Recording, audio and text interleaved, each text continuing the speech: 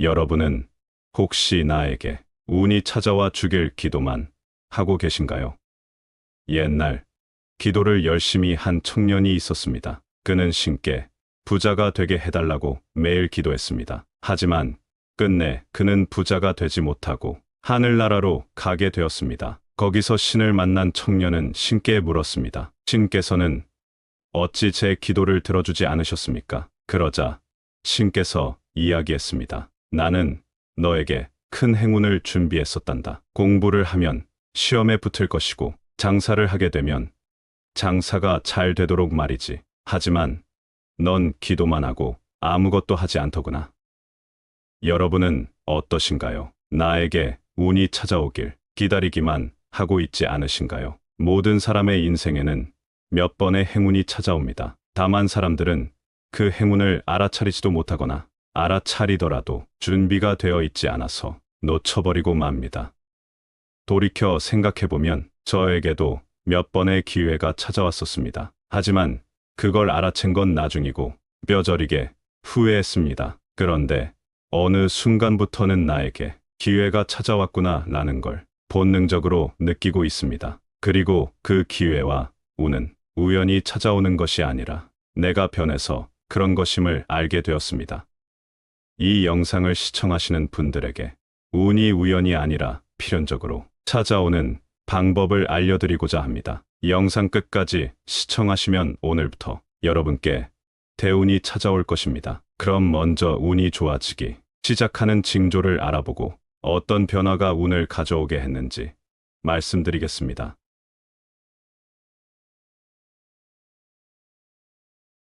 운이 좋아지기 시작하는 징조.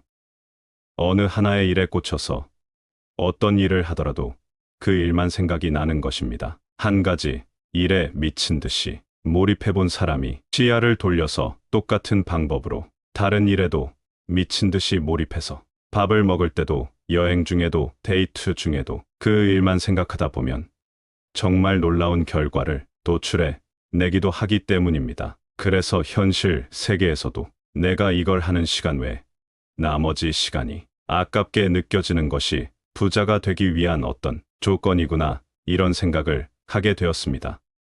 여행을 가도 흥미가 없고 맛있는 걸 먹어도 그 생각이 들고 게임을 같이 하는 사람들이 아니면 만나도 할 얘기도 없고 게임하는 사람은 만나면 게임 얘기만 합니다. 다른 얘기를 해봤자 의미가 없고 아무 재미도 없어요. 이게 실제 상황에서도 비슷하더라는 거예요. 게임이 아닌 현실에서도 제한된 리소스로 더 나은 성과를 얻을 수 있는 방법에 대해서 진짜 게임하는 것처럼 몰입하는 사람들이 있습니다. 이 영상을 보는 분들은 약간 그런 타입에 가까울 가능성이 높은데 왜냐면 내가 그냥 유튜브 보면서 웃는 시간도 아까우니까 이 영상을 보고 계시는 거잖아요. 그래서 여기서 깨달은 것은 그 일을 못하는 시간이 아깝게 느껴진다. 여행을 가는 시간이 아깝게 느껴진다. 내가 지금 뭔가 하고 있는 거 외에 나머지 시간이 그냥 지나가는 시간으로 느껴진다는 건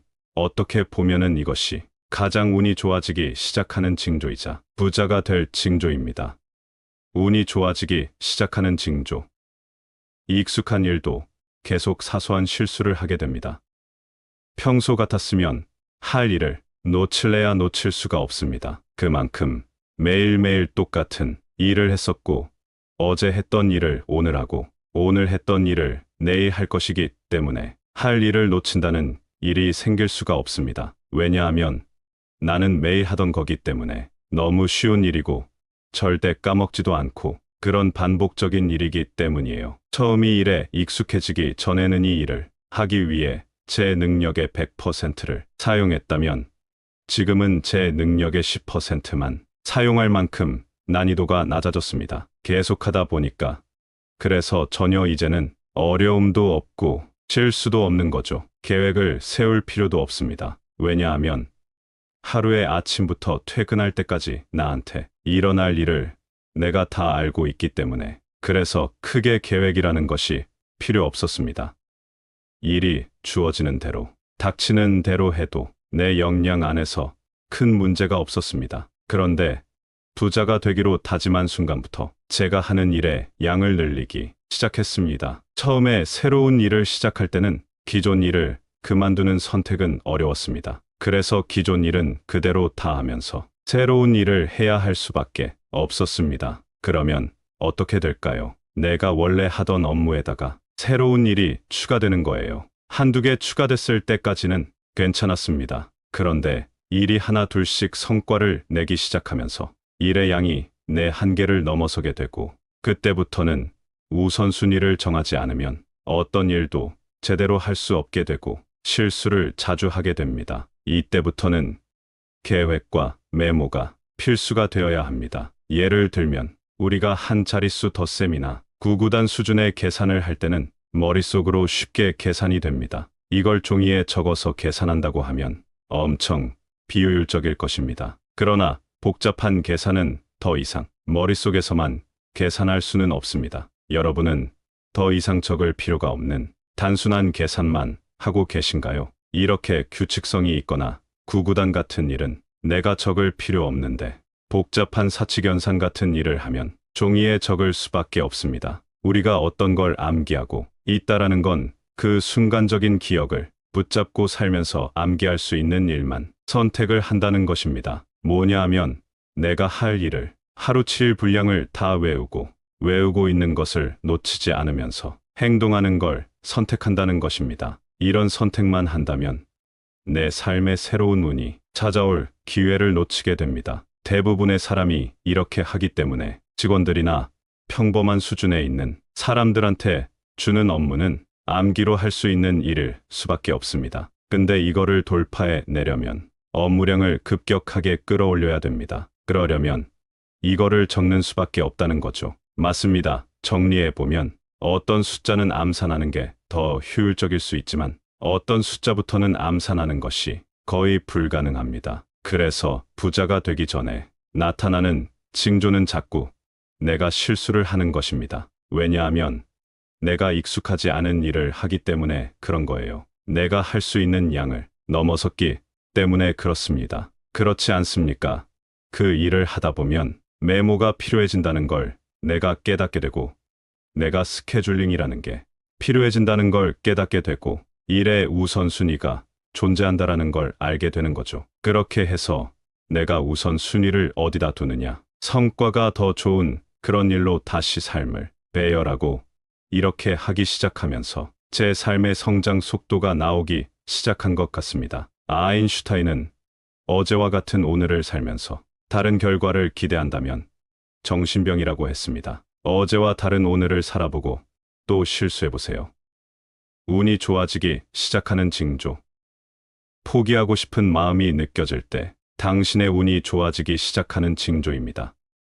100명이 오늘부터 매일 독서를 하기로 마음먹었다고 해볼게요. 그럼 1년 뒤에도 매일 독서를 하는 사람은 몇 명이나 될까요? 한 연구 결과에 따르면 보통 2명도 되지 않는다고 합니다. 여러분도 꾸준하게 한다는 게 얼마나 힘든 일인지 아실 것입니다. 내가 어떤 새로운 목표를 세웠고 그 일을 1년 내내 하고 있다는 건 상위 2% 안에 드는 엄청난 일입니다. 그리고 이 포기하고 싶은 마음은 내가 평소에 하지 않던 선택을 했을 때만 생기는 마음입니다. 우리가 뭔가를 하다 보면 포기하고 싶은 마음이 올 때가 있습니다. 그 포기하고 싶은 마음이라는 거는 정말 중요한 신호입니다. 그 마음이 나뿐만 아니라 다른 사람들도 똑같이 느끼고 있다는 것을 내가 깨닫기만 한다면, 지금 내가 힘든 만큼 지금 이 경쟁업체들, 지금 내 옆에 있는 모든 경쟁자들이 아픔을 겪는다는 것을 아는 것,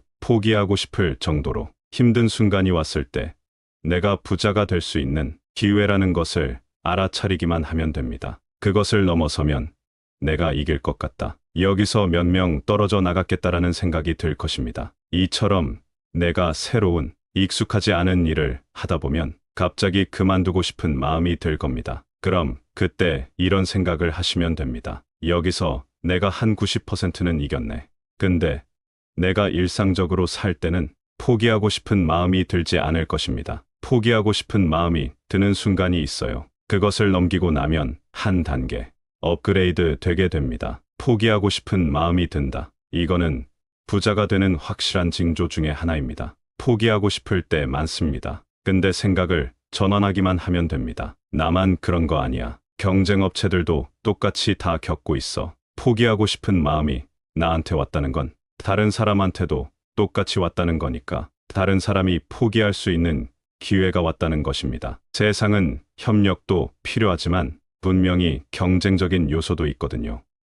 세 가지를 좀 정리해보면 첫 번째, 어떤 일을 못하는 시간이 아깝게 느껴진다. 두 번째, 평소에 익숙한 일을 자꾸만 실수하게 된다. 세 번째, 포기하고 싶은 마음이 든다입니다. 여러분들이 세 가지 중 어느 한 가지라도 느끼고 계시다면 당신에게 지금 운이 다가오고 있다는 징조입니다. 그럼 지금부터 할 일은 제가 말씀드린 징조 세 가지가 다 느껴지도록 지금 그 일이나 여러분이 마음먹은 변화를 주저하지 말고 해보시기 바랍니다. 그럼 곧 운의 임계치에 다 다를 것이고 이내 폭발적인 성장을 하게 되실 것입니다. 오늘 영상도 재미있게 보셨다면 좋아요와 구독 부탁드리겠습니다. 감사합니다.